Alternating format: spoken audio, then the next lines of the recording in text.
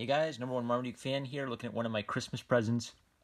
This is The Godfather's Son. It's a collection of about 5 short stories by Osamu Tezuka.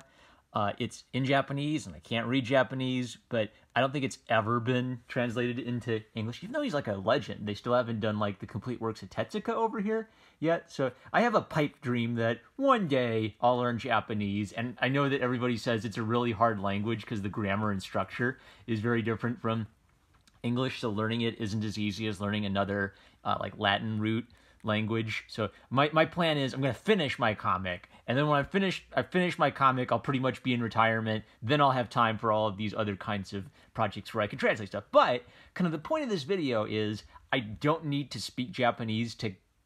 I'm obviously missing all of the dialogue, but I still get the thrust of the story and some of the emotional beats of the story because Tezuka is such an elegantly simple and clear artist. You can still be this clear even with a more realistic style as long as you think visually about the information you are presenting. So I think I might do these for each of these little shorts. I even searched on Wikipedia, and there's not even like a summary of the story on Wikipedia, but I found a Google book that mentions this story, and it pretty much suggests that Osamu Tezuka would make characters that are representations of himself, but he would change the name to like Osamu Tetsuro or something, kind of his way of saying maybe there's a little autobiography in this, or maybe not.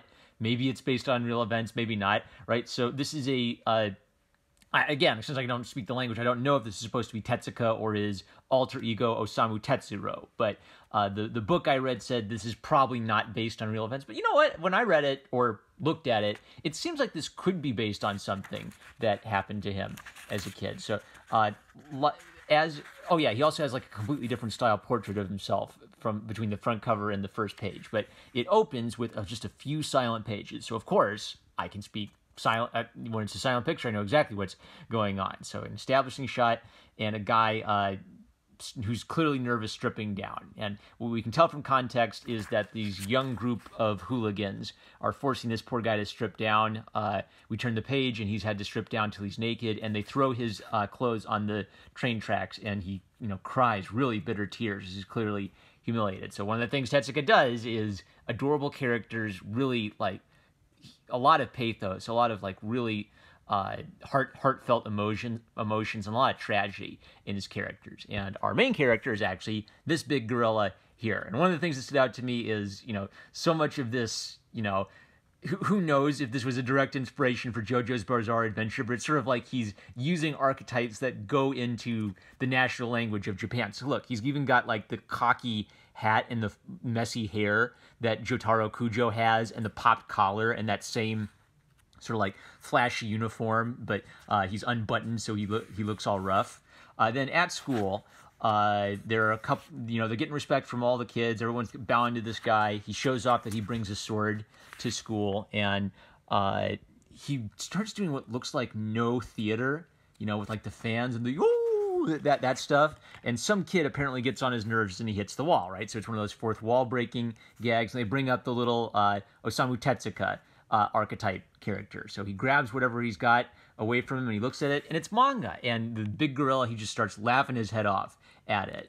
And then gradually they develop a kind of a friendship where he just is eager. He's almost like got like a hunger, or almost like he reacts to it the way like someone would looking at like, oh, let me see your Playboy magazine. That's how excited he gets by his innocent, fun little comics. And you can tell there's some give and take in the relationship. So sometimes he'll just be looking at the manga and he's really enthusiastic, and sometimes he'll be the big bully will be barking at Tezuka. So it seems that he's still like a big bullying guy, but just something about Tezuka's manga really speaks to him and really charms him on a deep level. Right, like this face, you can tell he just can't get enough of it.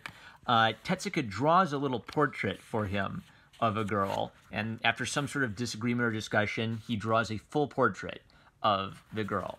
Then jumping ahead, you see I love how Tezuka has so much variety in how he draws caricatures. Like he'll just have the lips extending far out.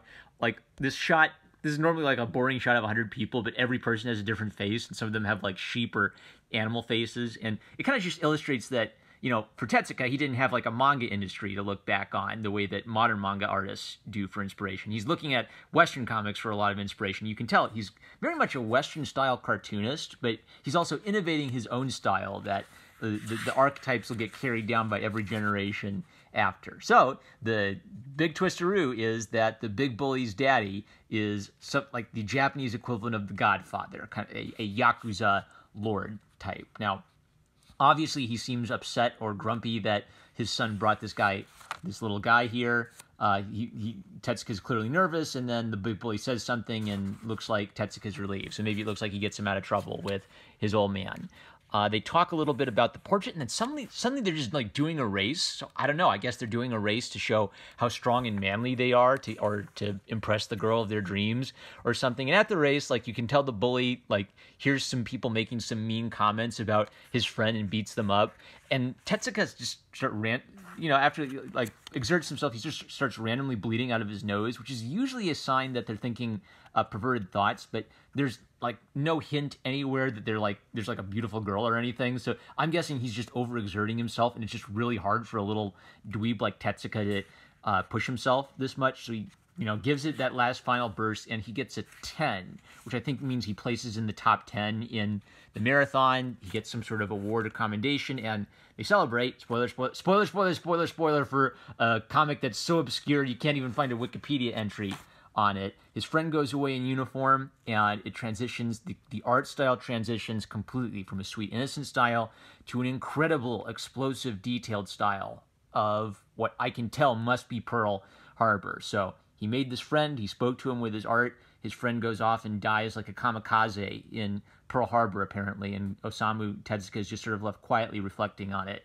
years later. Now, could this entirely be fictional? Could it have an element or a grain of truth to it? I bet there's at least a partial grain of truth which inspired this story. But wow, what a whammy at the end. And I can't speak a word of this, and it still communicates that to me. So, clarity, clarity, clarity. That's it. I'm going to keep reading these. I probably won't do them all in a row. I'll probably like mix them in a little bit, but it's only available in Japanese. It was a great Christmas present.